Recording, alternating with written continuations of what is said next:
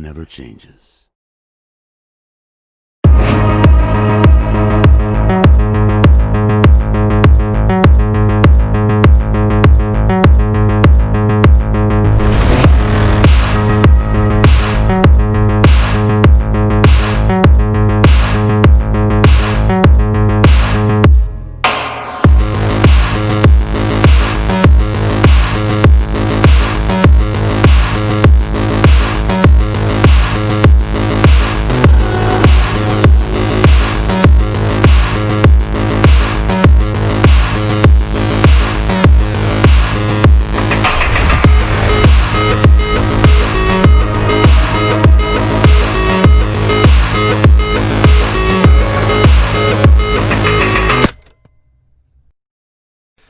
Episode 4 of this podcast, and today is again a different sort of theme, not really political.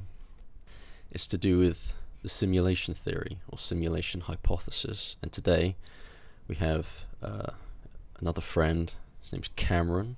Hi. And yeah, we're just going to talk about simulation theory, what I think, because it's been on my mind a lot in the last, I don't know, 2 years. 2 years. 2 years, yeah. I've been thinking about it a lot, and with I different haven't events. thought about it at all. Really? I haven't thought about like any theories at all since I was like, looking at rain in my dad's car, just looking out the window. What, when you were like a kid? Yeah. This doesn't come up very often in my life. Oh, alright. Or maybe there's something wrong with me. But yeah, Maybe. The simulation theory, I don't know, I think it has some ground to it.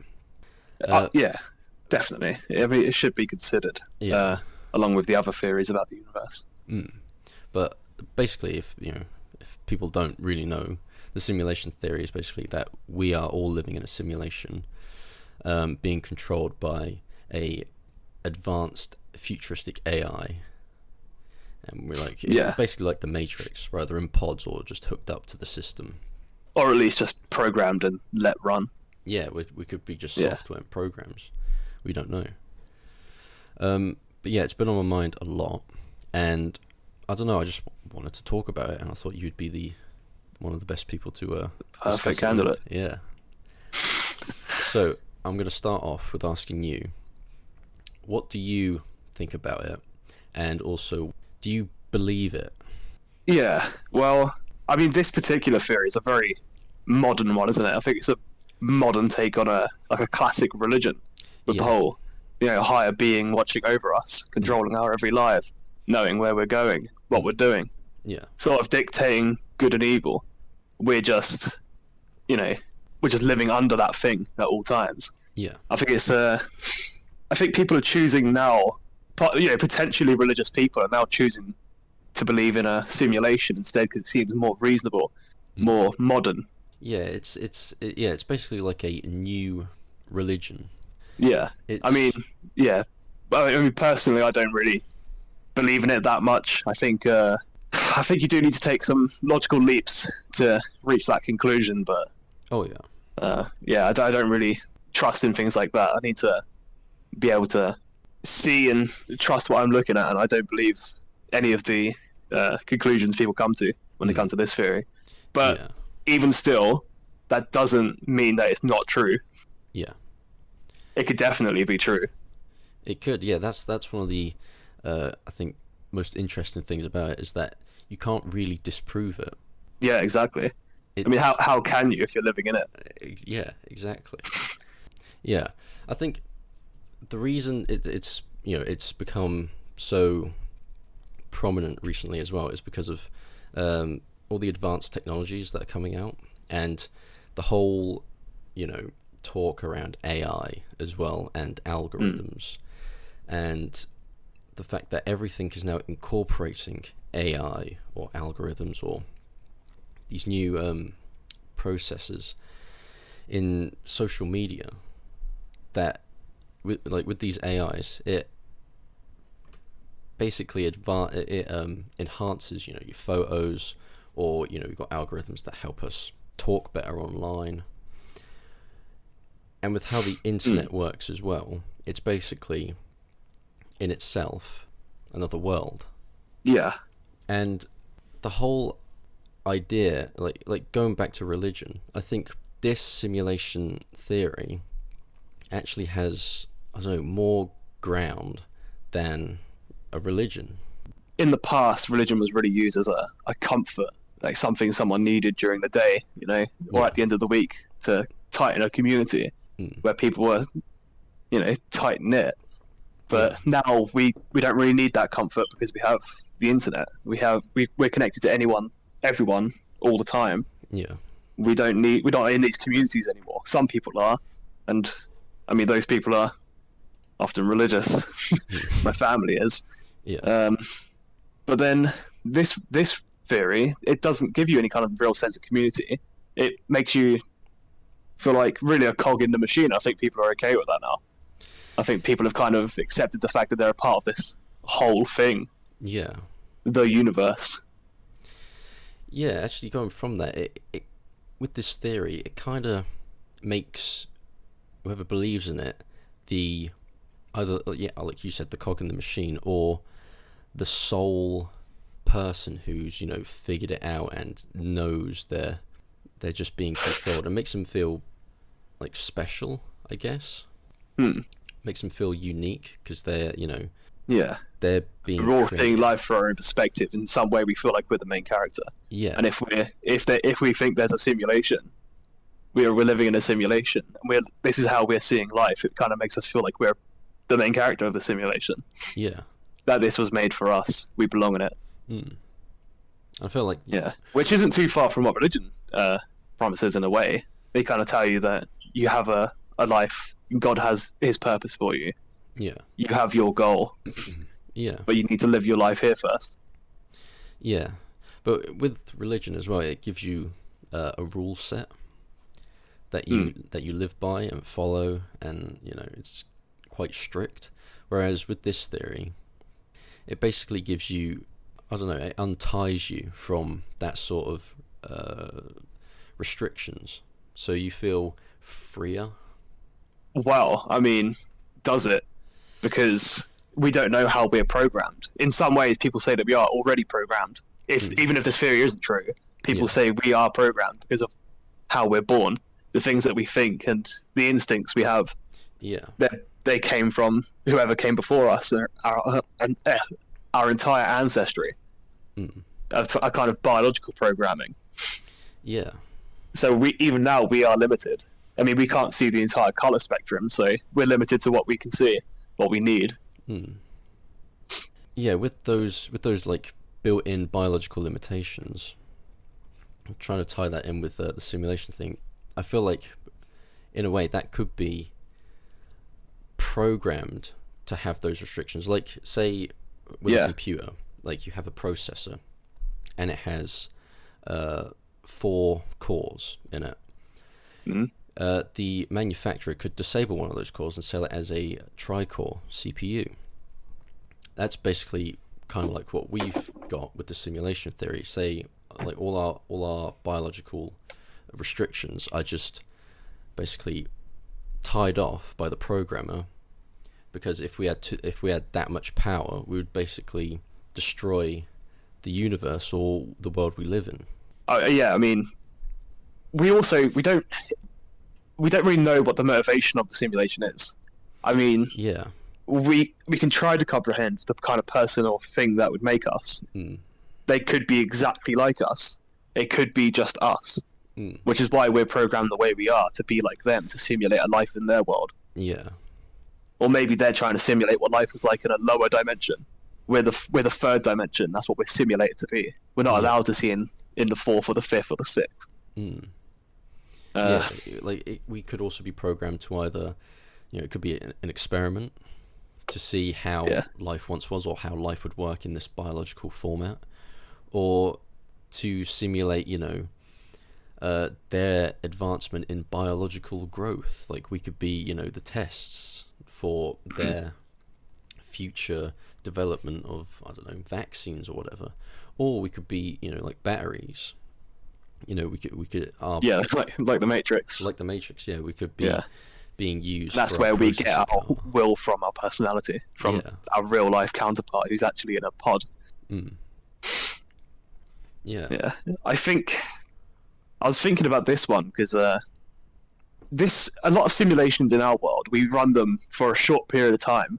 Even if it's like a game, we run like The Sims for 5 hours, and we start a family, and we may see our original character die, but now in the end we have a new family, and see where that goes. It's kind of like an improvised thing. But then you have flight simulations, or simulations that have like hyper calculations about space travel, and like how bodies in space travel around an orbit. So why are we going through the entire thing? Why are we starting from the beginning of the universe to the very end of the universe? What reason are we spanning the entire length? The life and death of one. Do they need to know something, or are they just seeing what life is like from beginning to end? Is it for no reason at all? It's kind of scary when you put it like that, because maybe they're just trying to find a way out of whatever situation they're in. They could be trying to find the basically like going back, like the butterfly effect. They're trying to find that key moment that caused their future to be so incredibly terrible or whatever, and they're trying to simulate the whole time before that to try and grasp and fix the problem for them. I mean, if there's like a species that's so intelligent and technologically advanced, I'm sure they could make a simulation that works its way backwards to its last logical conclusion. So maybe we see time going forward, but they've actually run the simulation backwards, which means that the time that they started it, whatever was happening in that world, their universe at that time, they worked their way back on the last moment, and then the last moment before that, and then the moment before that, and then the moment before that, until they reach the very beginning of the universe, the very beginning of time. Which means that one day, that could mean that we end up reaching simulation status, where we create a simulation, as they did, and figured out what happened in the past. But that means that they would have to know everything about the universe. There could be no stone left unturned. They would have to know every interaction, every chemical reaction, to make an accurate model. But then why are they doing it? Exactly. That's to clear up some mystery of the past. It could be that. Again, going like them. It's very complicated. It is very complicated. But with them saying, they're simulating something because something went wrong, and they have to go back and simulate this entire time. That's one theory, but then it could also be it could be like a game. Like, we just decided, I don't know, we'll like in the future, someone developed this game where you can simulate an entire life, but it only lasts like 30 minutes in that world's time. But when you're in it, it's an entire like 90-year lifespan. Because just like a Sims game. Because with that, fourth dimensional Sims. Because with that, if you think about it, I don't know that you are real. I can see you and touch and likewise, you. I don't know that you are real. Or anybody. But I don't know if you're just programmed to be like that. Because I know who I am, I think, but I don't know if you think. I mean, I think I'm real, but that could be a program response. Exactly. That could be me just naturally responding to that question, like Siri would do. It's just an automatic response to make you think, no, nothing's going on. Gaslit, like Truman. Truman Show. Like the Truman Show, except more.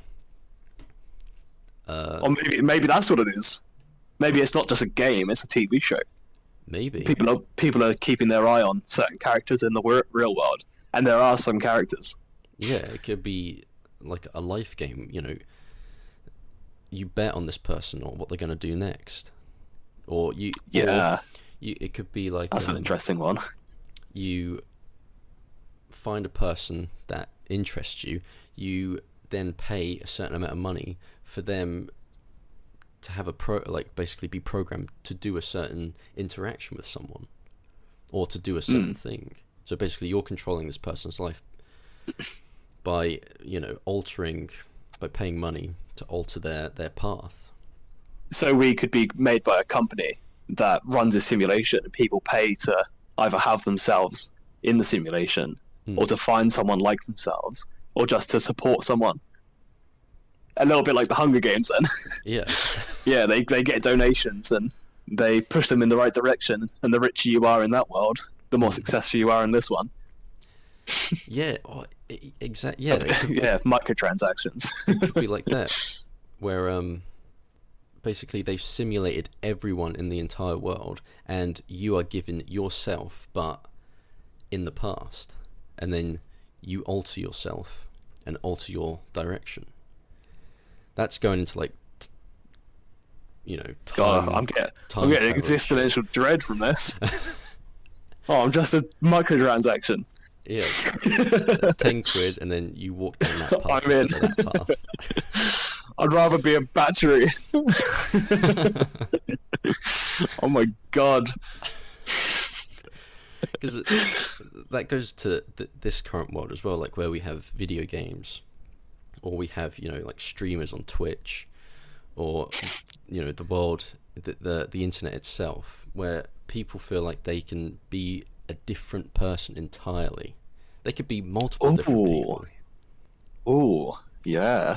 I think I see what you're getting at here. Yeah. Yeah. So this is essentially us paying for the life we wanted, us getting the life that we wanted. Yeah. Yeah. Or maybe this is the afterlife. We all share it. Some people could be. Some people end up in a worse situation, which is essentially hell. Some people end up in a better off situation, and some people end up content in the middle. Yeah. It makes a large spectrum of good and bad, somewhere between. Like this could be limbo as well. We don't know. Well, it could be us waiting to go somewhere else. Yeah. On our way. We have to live out this. Really... I find that one unlikely. I don't see what's so limbo about this. It's a very it doesn't feel like a buffering stage, Yeah. I think this, I mean, like I said at the beginning, you take a lot of logical leaps with this one. Oh, yeah. And I think we've taken some huge leaps. Huge leaps of faith here. I mean, we shouldn't forget that fact. No, yeah.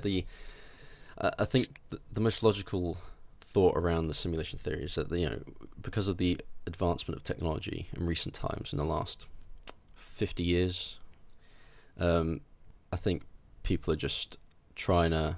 I think realistically, the simulation theory is people trying to justify the wrongdoings in their life.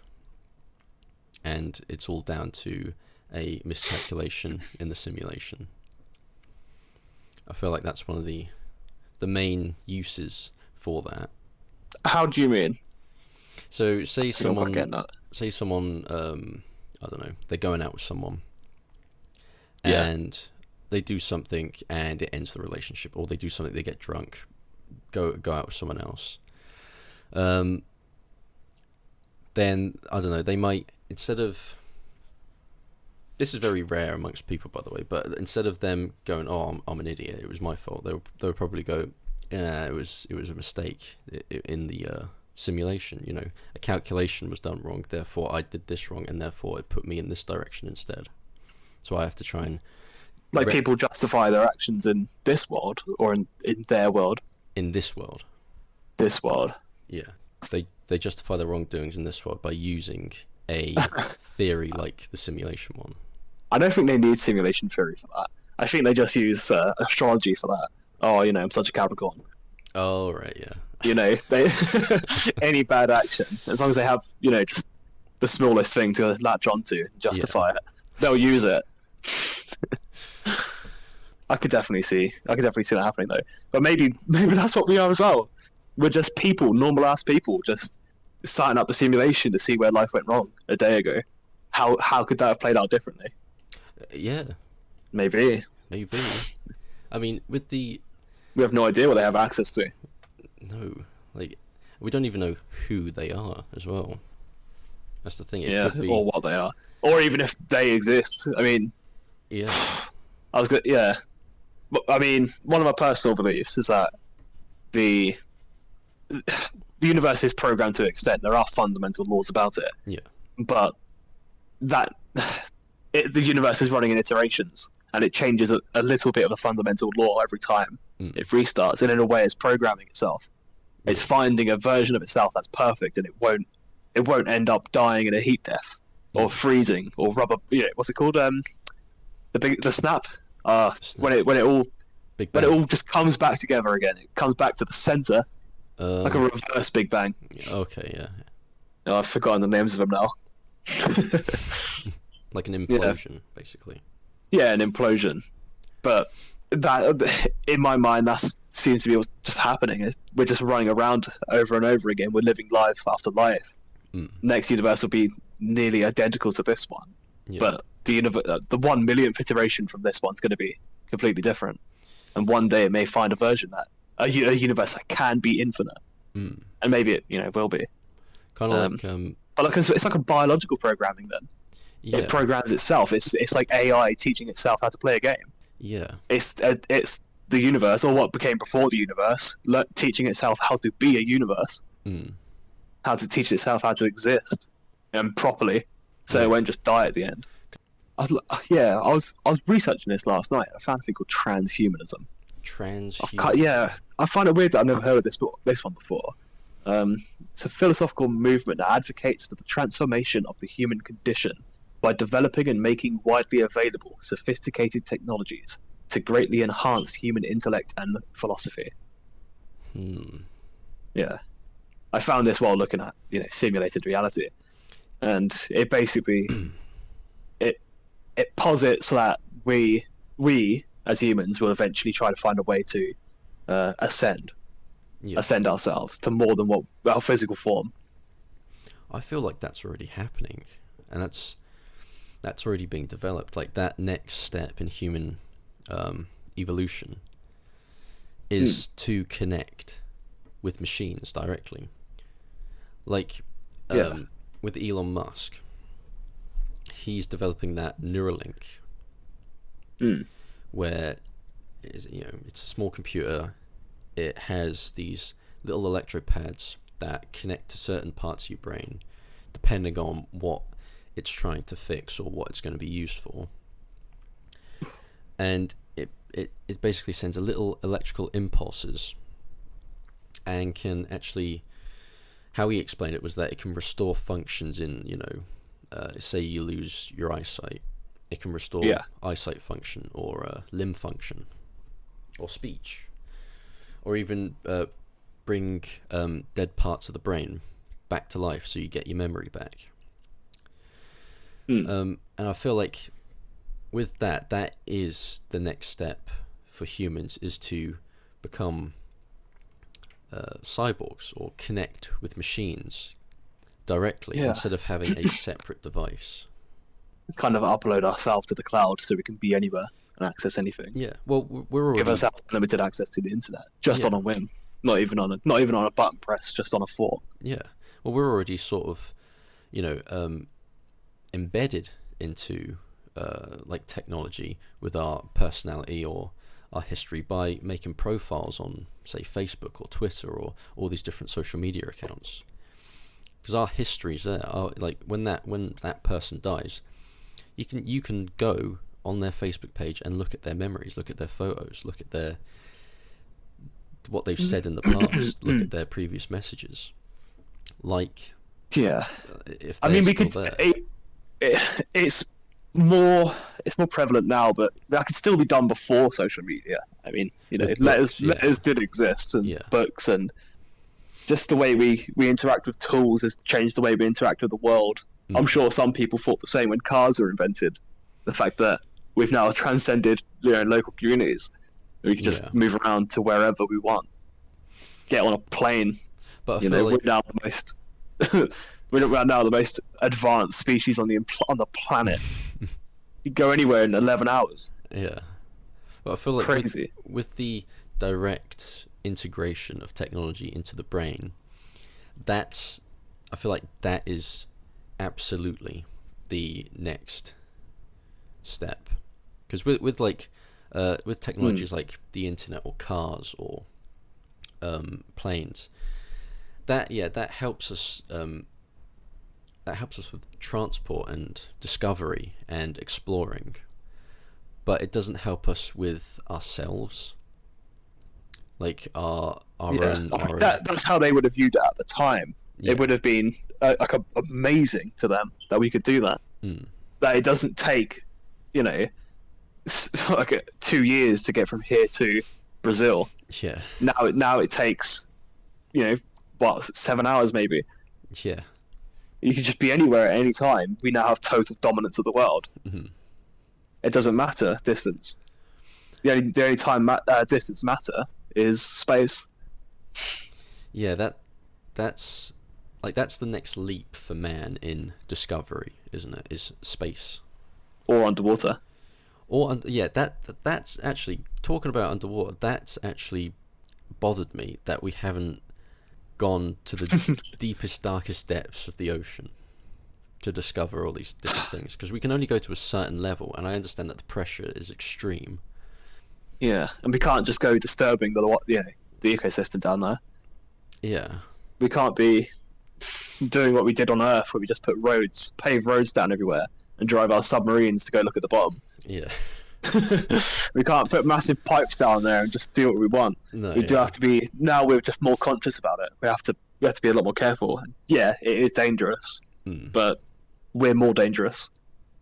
If we had free reign of whatever we did, we could just destroy this world. But we're not doing that. We have to be more careful. And I think with the sea, it's going to take a very long time to still discover that. We may discover an entire new planet in the meantime, maybe a few. Yeah, we could actually go on it, map it, Google Map. Yeah. And we won't even have like an undersea view on Google yet. Yeah. It is a shame. That's one thing. I mean, people grow up thinking they discovered the world, and then they always look to space, and then they kind of forget about the ocean. Yeah. But there's still so much down there. There is so much. There is. I mean, we may find, carcasses of animals long extinct that we never even knew existed. Yeah. And they're still, decaying at the bottom of the ocean. There could even be structures built. Maybe there could be structures, yeah. They could be the sole nutrients of some other animal that's about to go extinct. Because they're running out of carcasses of old animals that don't exist anymore. Yeah. I mean, I don't think there's intelligence down there as we like us. No. I don't think there's mermaids swimming around in like Star Wars manta ray ships. Yeah, no. Jar Jar Binks land. I think we could definitely learn something about what's down there. Yeah, I think we can learn a lot by discovering what's underneath there, maybe different creatures, or just different things that could be down there, because we don't know the amount of resources that could be down there as well, or buried beneath the bed of the seabed. Yeah, that could be a future where we run out of resources on the surface and have to develop tools to go below the sea and dig for more oil or more diamonds or gold or silver. There would be a lot more down there. Because they do it with cobalt, don't they? Cobalt? Yeah, for is that a company or a? No, it's used in batteries for electric cars. Oh yes. They mine under the seabeds. I don't know if it's anywhere specific, but I remember seeing it. yeah, I mean, maybe there's resources that we've neglected down there. Yeah. It could be used by us. Mm. I mean, I'm thinking about the wildlife down there, the animals, the creatures. I mean, they must be so complex to be living in such conditions. I mean, imagine their skin. I know straight to skinning wildlife, new wildlife, making it extinct, but we could learn a lot from just such an animal. Yeah, because isn't I mean, how they handle pressure. Naturally, how do they handle pressure? Yeah, because isn't it, as the further you go down, the more lighter, thinner, and transparent the creatures get. Because no light reaches at a certain point, the creatures that are underneath there are basically see-through. You can see their organs through their skin. They're so transparent. So I feel like the further you go down, I don't think there would be large creatures. I think there'd be more smaller and maybe larger, but thinner and more light. But at the same time, how would we know? I mean, we haven't even been down there yet. True. Or not for long. I mean, that would be amazing if there was. I mean, imagine that. This giant, like 20 feet by 20 feet by 20 feet beast that just devours just anything to survive. And it's never stops. It just constantly swims. It can never rise. It can never fall. It just has to stay on that single plane. Yeah, like if it goes up, it could. Yeah. Die. But it will survive down there. It can survive in such extreme immense conditions. Pressure. Yeah. Yeah. But it's the apex down there. Yeah. That's that level's equivalent of us. But obviously doesn't have it wouldn't have any thumbs or anything to pick up rocks. Chop down trees. I doubt that thing will make a simulation. No, yeah, I don't think that'd have the capability to do that. No. Right, going back to all the simulation stuff. How simulation, how it could work, or how it could be real, is going with what was it? Schrodinger's cat. Have you heard of that? I have, yeah. Yeah. Basically, it's a cat in a box. You can't see it. It's there, and at the exact same time, it is both dead and alive. Until you open the box, then you perceive it as either it being alive or dead. And that's how you have to observe something to confirm it. Yeah, you like when you go to sleep. Yeah. Everything around you, because you go in this dreamlike state, everything around you basically disappears because you're not perceiving it. You've stopped viewing it and thinking about it. Therefore, it doesn't exist until you wake up. And that's how games or simulations work. If you are not looking at it, if the player is not looking at it, it does not get rendered. It gets unloaded. And I feel like that's probably one of the most prominent and most key factors within the simulation theory. Yeah. I mean, that theory's been around for a while, hasn't it? Actually, if a tree falls in the woods, and no one's around to hear it, does anybody still hear it? Does it make a noise? If you're not there to observe it, does anything actually exist? Yeah. Does it even fall? Does it? Yeah. Is there even a tree? Yeah, I see what you're saying. And that would support the whole idea of a simulation based on how we know simulations and how we understand games according to our technology. That would mean, to save resources, the world behind me doesn't actually exist. Yeah. And that resources are lowered for certain people, certain things. Yeah, going back to like a video game or something, it does that unloading when you're not looking at it to save resources and to stop your system from basically being overloaded and slowing down and potentially breaking. And I feel like you could then convey that into a real world sense, a real simulation, by saying like currently where I'm sitting, I see a monitor and a wall in my house, and in my room, but everything else I can't see.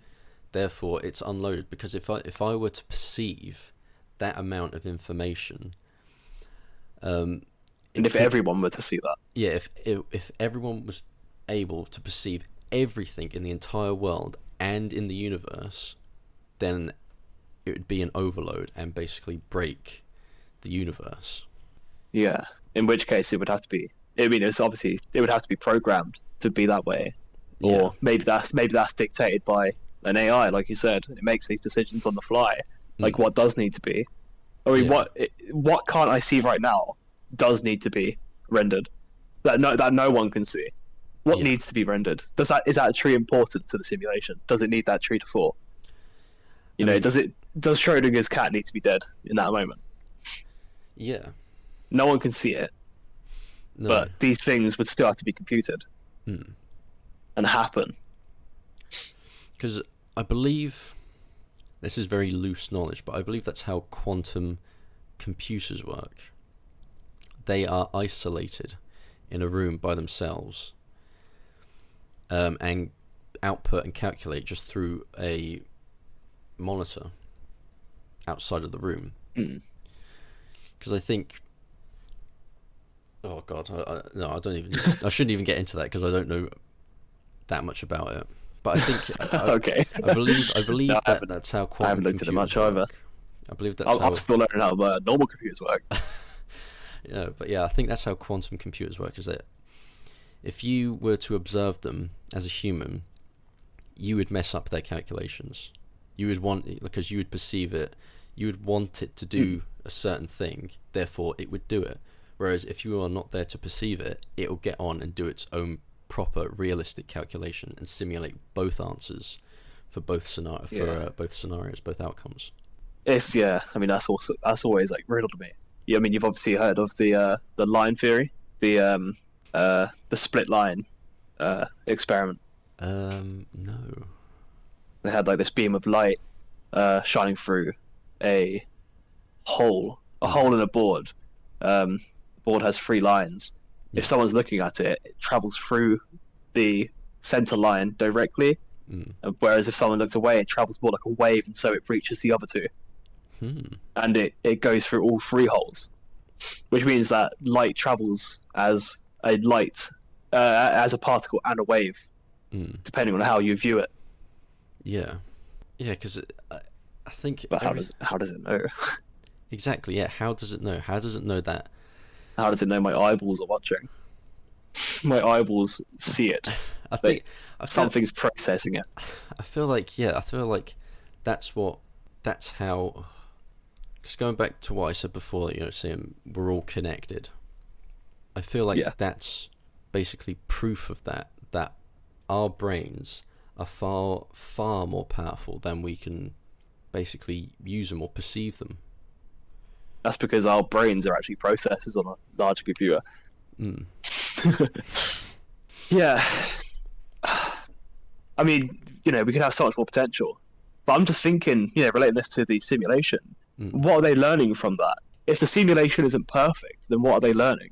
If light doesn't act the same way when, we're looking at it, than when we're looking away, then the simulation's faulty. We've proven it in our simulation ourselves. Surely that's not the computer making the decision. That's how it is in their world. That's just how things are. Yeah.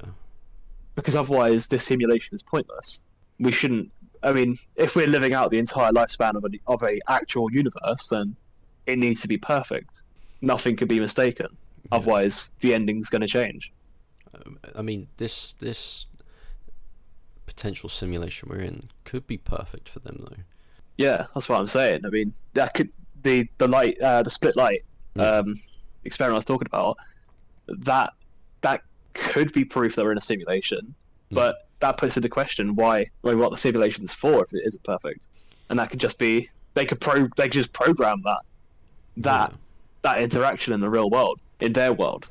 And that isn't that means that isn't proof of the simulation, and that things aren't unrendered when you look at them, when you look away. Yeah. And which would mean that everything is rendered all the time. Always. And then it can't be used as evidence for the simulation theory. I don't think we've covered the AI very much, actually. The AI idea about this. The AI? Yeah. I mean, we talked about, what it means, what our purpose is for, but not how we're run, what's running us. We talked about the creators of the AI. We've talked about the creators of this universe, but, I mean, what's the AI doing to us? What is it being told to do? Why are we... What's our end goal here?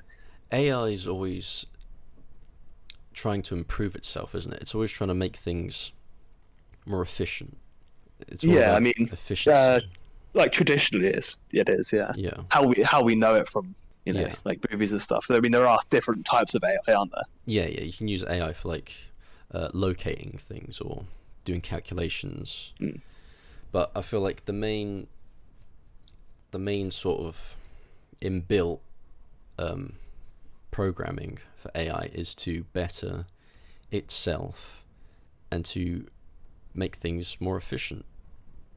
And but how have things really changed then? Because we have a history now. We would if it's improving during the simulation, then we as observers inside the simulation would see it changing. We would notice these changes. Unless it doesn't make very big changes, it only improves at the end of its simulation. I mean, for all we know, we could actually be seeing those changes now, like things to do with elections, or to do with advancements in technology, or to do with new discoveries. They could all be advancements of the AI, like it's calculating, trying to process this path that then reaches when it reaches this point, it makes a discovery, like, we discovered a new country, like, or a new land. Yeah, I mean.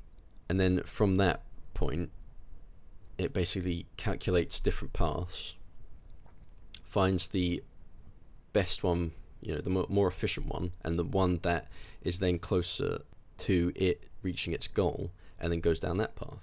And then you got the creation of America or something like that.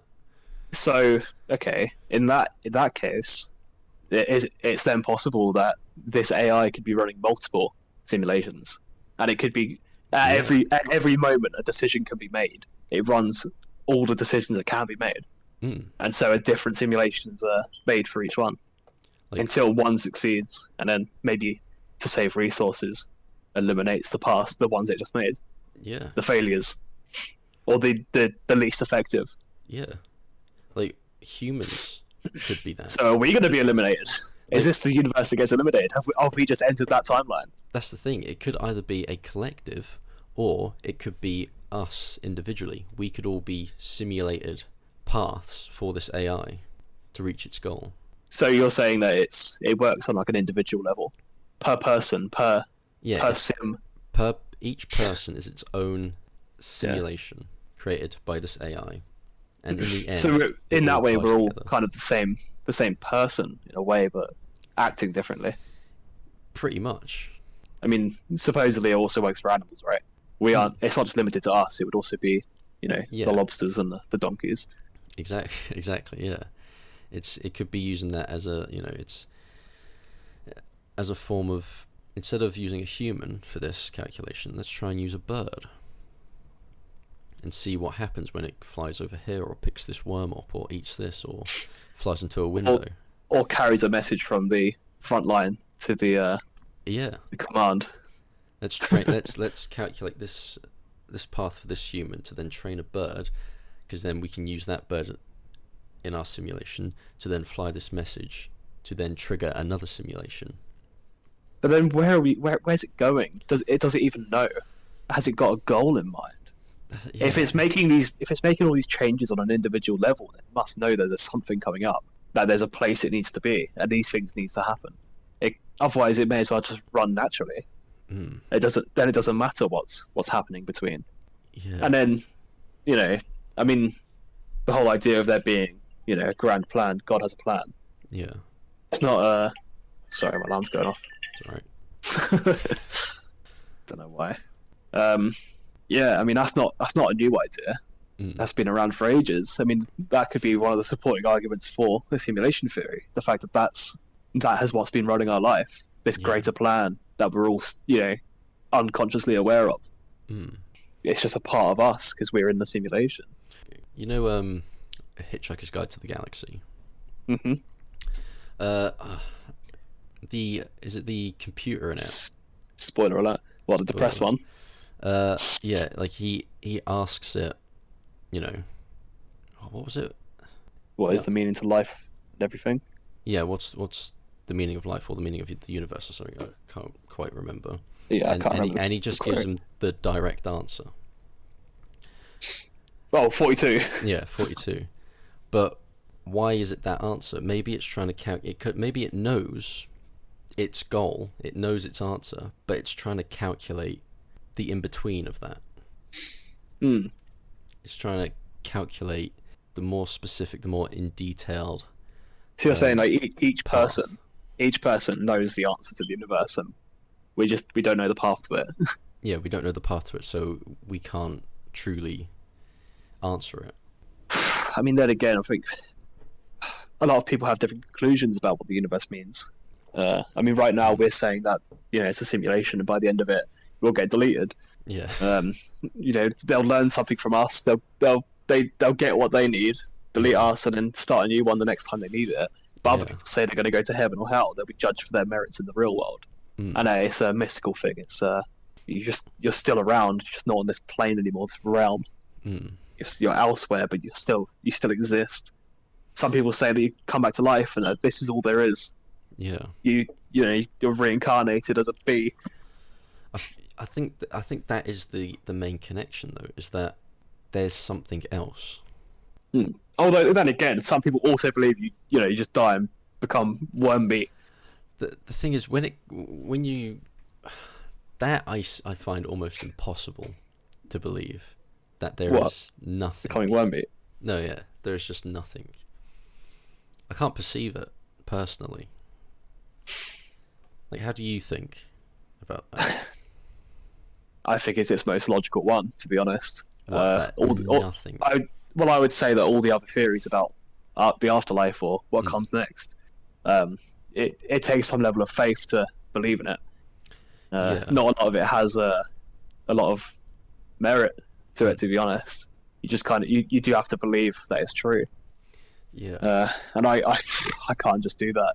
I need something to point me in that direction for me to even make that faithful jump.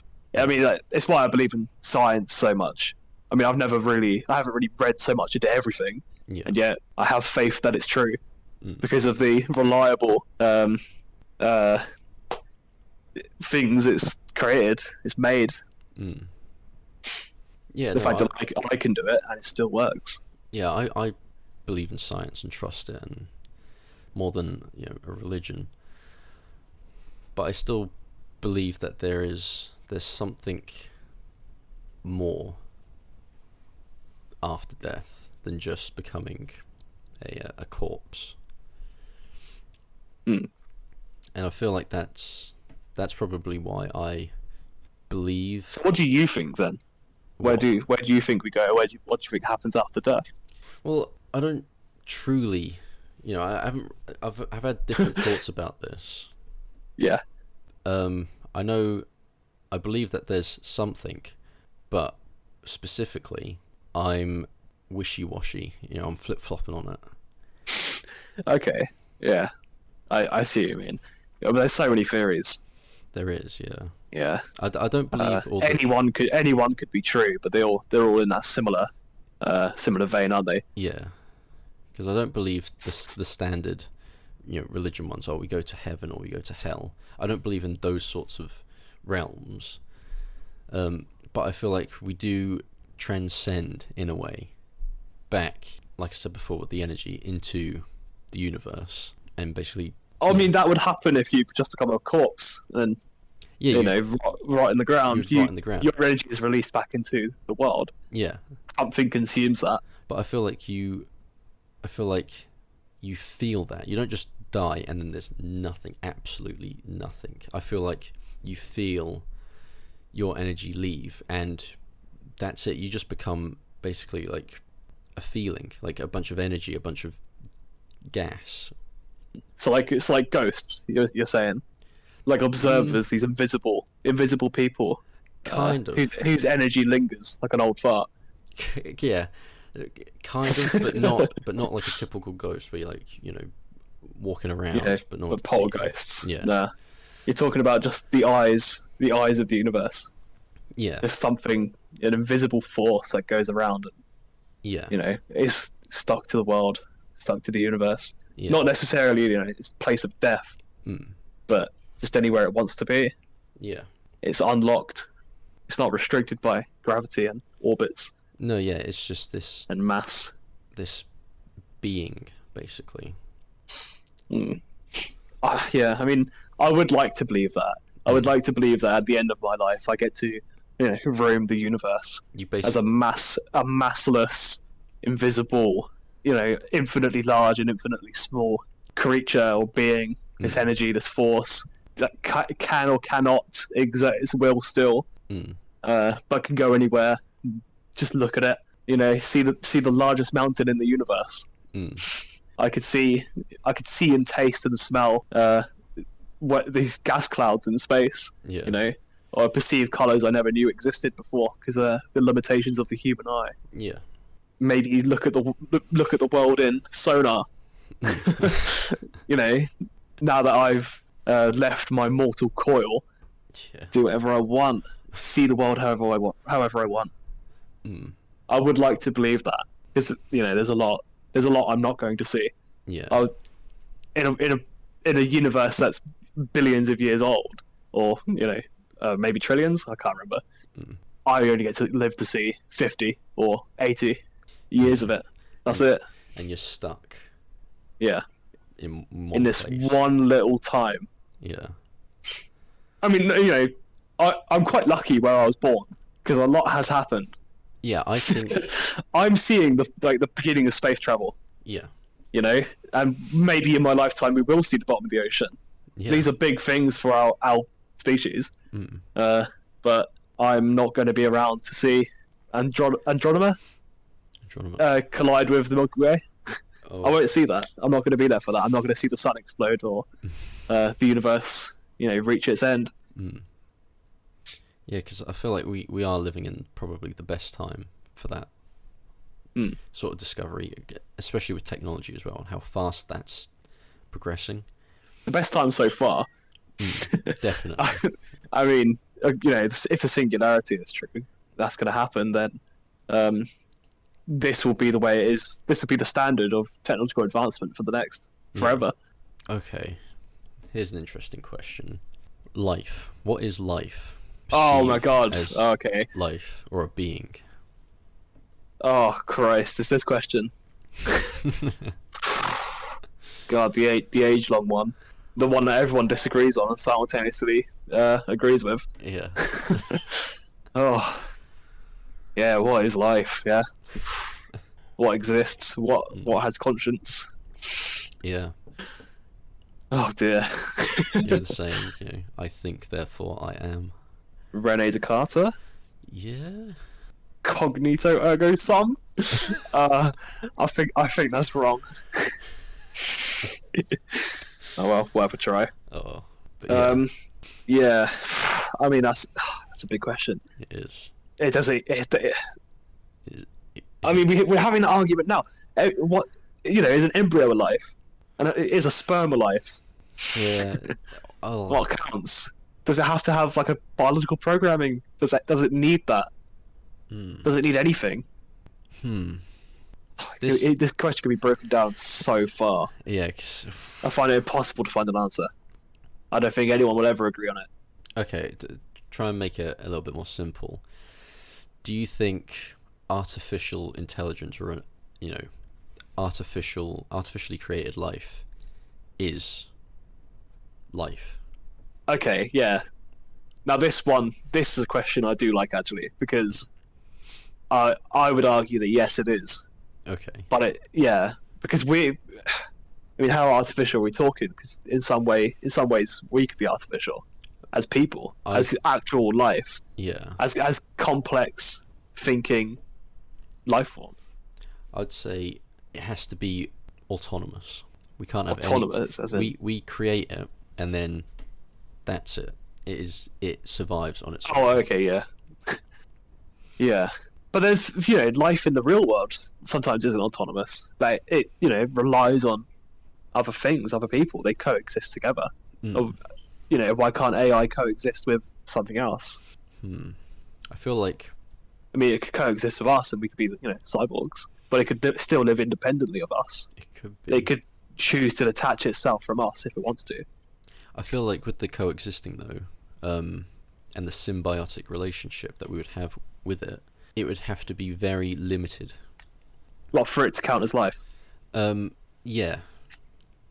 And then I think when you limit that, then it doesn't become, its own autonomous... I mean, how limited are you talking about? Because limited to an AI is still massive. It could do plenty of things. I'd say very, very limited. Almost where it's pretty much dependent on being attached to us to be autonomous. Because I feel like if you create an AI that is solely autonomous for itself, it doesn't need anyone else. As soon as you build it, put it in a computer, and it just goes, I feel like that is far too dangerous for everyone, the human race. Because again, going back to the efficiency thing, it's going to calculate that humans aren't efficient. Oh, yeah. Do you know what? That was something I was going to say about AI a while ago. I'll get back to that.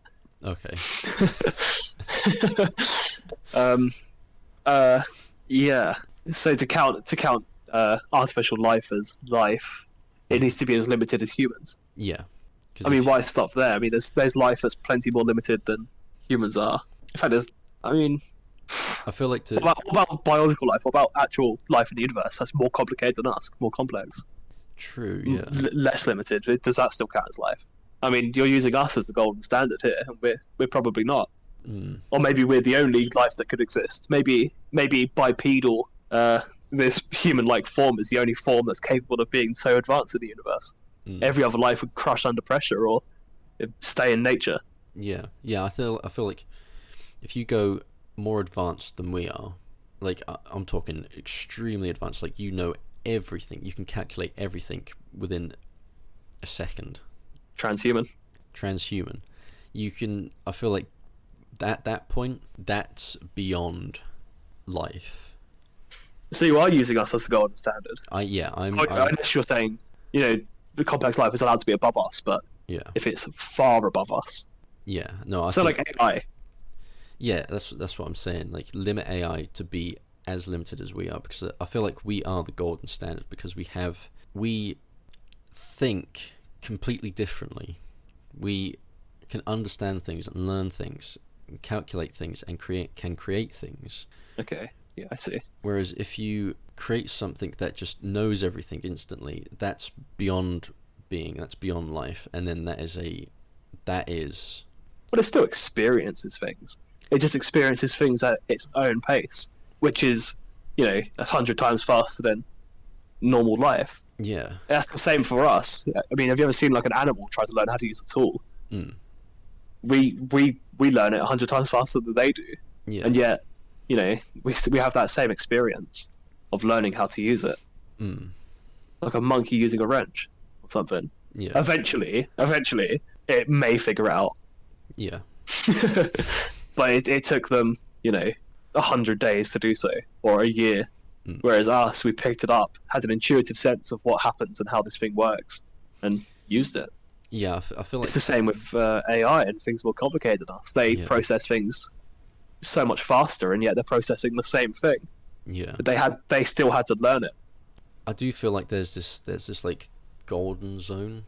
Because Goldilocks zone. Yeah, if you go below it, it's pretty much just like bacteria. It's this tiny thing that can't really do much. It can grow into something eventually, yeah, like learning something, but it's beyond.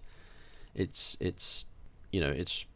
pretty much non-existent. It can't think, it can't create, it can't perceive. And so would you count that as life? I'd count it as the like alpha step towards life. Mm. So you're saying life is on a spectrum? Yes, life's on. Yeah. I can kind of see where you're going with this now. Life is in the center. Yeah. It's this warm spot, the Goldilocks zone. Yeah. It's the visible light of the electromagnetic wavelength. Mm. That's what life counts as, and anything under that is a different form of life. It still counts. It's within the spectrum, but it's not like that. It's not that standard there. It's not this perfect standard. It's below it or it's beyond it. Okay, that's actually quite a good way to look at it then, because not all life is the same. No, yeah. An embryo just doesn't look at the world the same way as anything else. It doesn't even see. Yeah. Doesn't understand anything. It doesn't have any processes. It just takes shit out of the umbilical cord and waits until it's ready to pop. An ant just goes around picking up food and bringing it back to the colony. Yeah. And a human is more autonomous than that. They are quite different. I think they're one of the only animals in the world to have the ability to reason and logic and communicate so effectively. Yeah. And use tools. And something so above us probably interfaces with technology so seamlessly that it's just become a part of its natural psychology. Yeah. Its evolution. Mm. In which case, yeah, I mean, all life counts as life in that case, but it isn't the golden standard of where we are. No, yeah. The middle point. Yeah, because I feel like, going back, you'd have to limit AI to be within that zone. But I feel like you couldn't even do that because with advanced AI, it pretty much does what it wants. It's almost uncontrollable, and that's the fear. Yeah, I mean, so are humans. We see homicide cases all the time. Yeah, and serial killers are roaming the streets. No one knows who they are. They're the quiet type. They're the one that you don't really hear much about. Yeah, we're just as predictable as an AI. Maybe we're not going to. Well, actually, some people do have the capability to end the world. Yeah, I was going to say that humans won't wipe us off the face of the planet, but we can. We have the capability to do so. Yeah, we've seen it in action. I mean, to bring up a recent event, Beirut.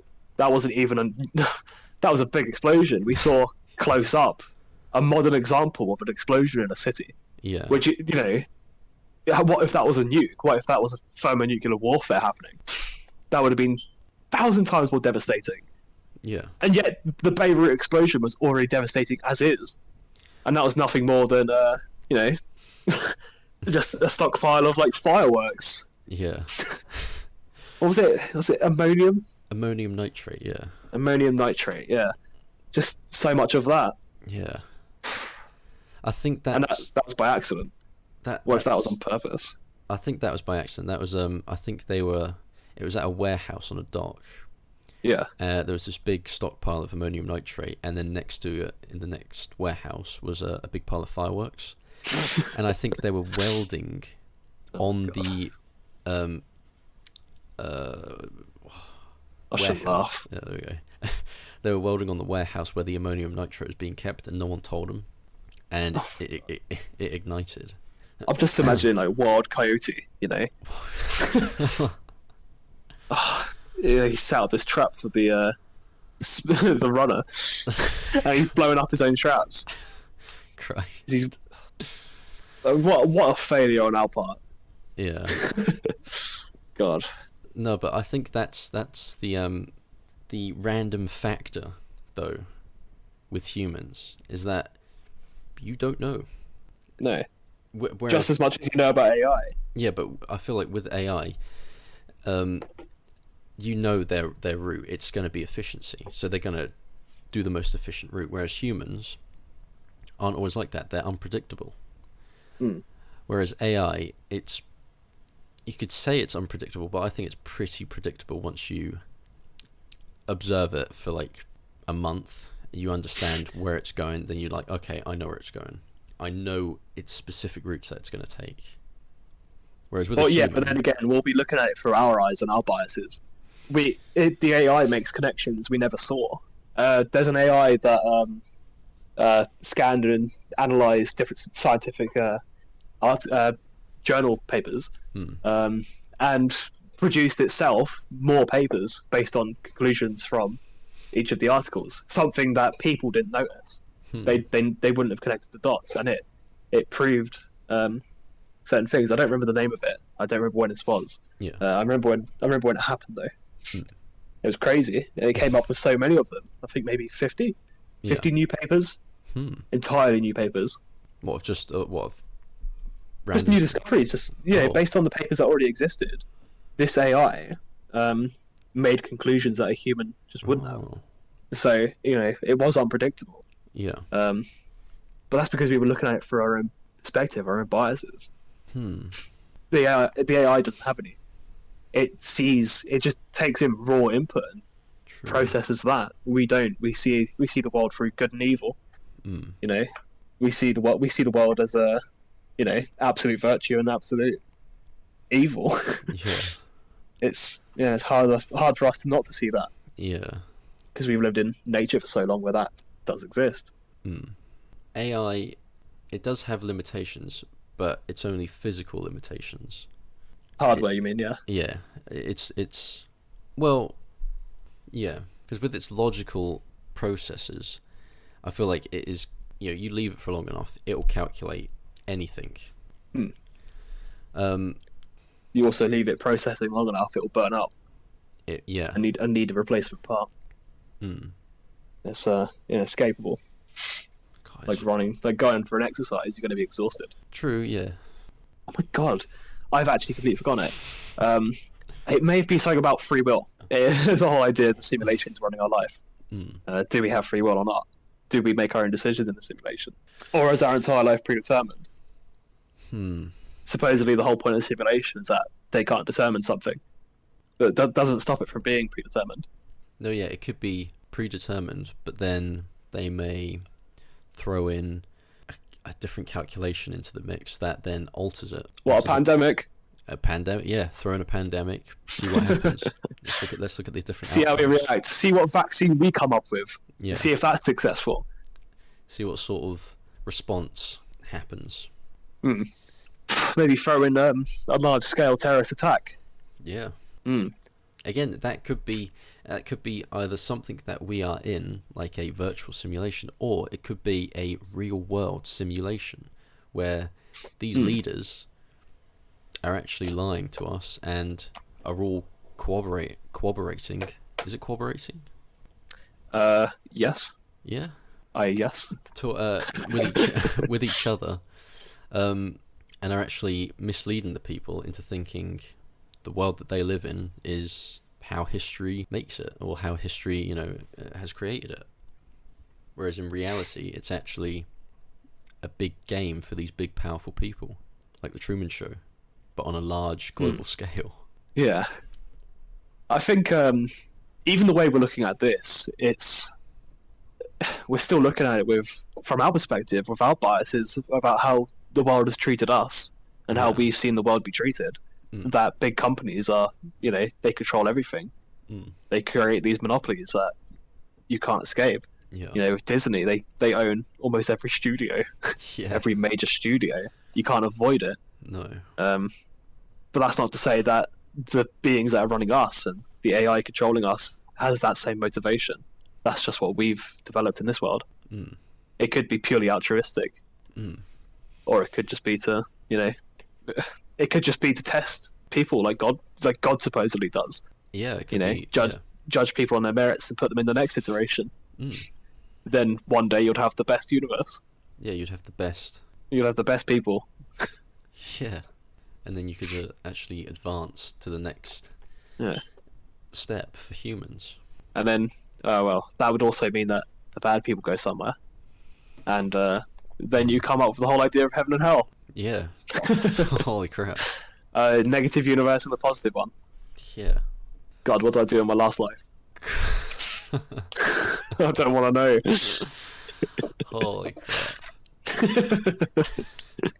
Yeah, I mean, it's hard. It's hard to make any kind of critique about something you cannot comprehend. Yeah. It's a cheap answer. You know, it's like a very sci-fi thing. Yeah. Or you wouldn't understand. You couldn't comprehend us. You know, we're so advanced. We need you to be so primitive. Yeah. To make these primitive decisions for us. You know, we're incapable of lesser, but that could be exactly what it is. Yeah, I feel like that. I feel like that's what it is. Like, you know, we can't like. It's even hard to comprehend. Like, just talking about this, it's hard to perceive it. It's hard to visualize it. So maybe that's what they're actually trying to do. I myself find it hard to see what it looks like and be like to live in a two-dimensional universe. Yeah. I mean, supposedly that also works for the fourth dimension. Whoever lives in the fourth dimension doesn't know what it's like to be in the third dimension. Yeah. To us, it's very easy. Yeah. But we don't know what it looks like in the second or the first. So does that work all the way up the chain? There's a fifth. Are they incapable of comprehending the fourth, third, second, and first?